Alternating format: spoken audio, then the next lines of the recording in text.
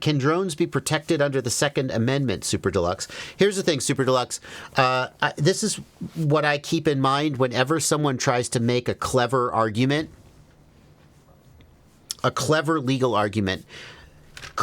The law is not a puzzle where if you figure out how to slide the pieces into a certain position, then you get a certain outcome. The law is interpreted by humans. So, for example, if you and a police officer are in court and the police officer says A and you say nuh-uh, not A, the judge will decide who he believes or she believes. And it doesn't matter who's right or what the law says. Sometimes the judge just goes, no, F you, and you lose. So when you're going to make, if you're proposing that we say, okay, well, drones are being used in warfare, therefore they're weapons, therefore the access to drones is protected by the Second Amendment.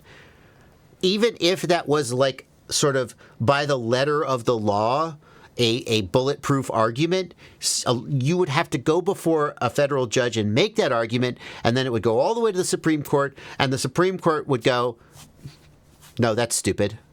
And then you would just lose.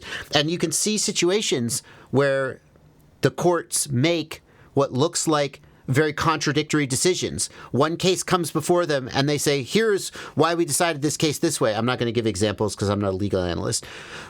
And then another case comes and it's like, well, if you decided this case this way, then surely you must also decide this case this way. And then they decide it the other way and they're like, nah, because it was a Tuesday. And so it's different if it's a Tuesday. And you're like, that doesn't make any sense. You're just making this up. And they're like, what are you going to do about it? Impeach me?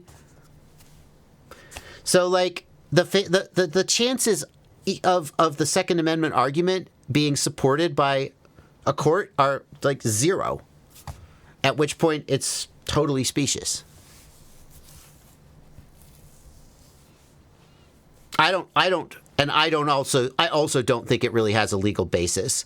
Like, I can hit you over the head with a brick. Does that make a brick a weapon and therefore it's protected by the Second Amendment? No. No one would accept that argument. Anyway, that's my take.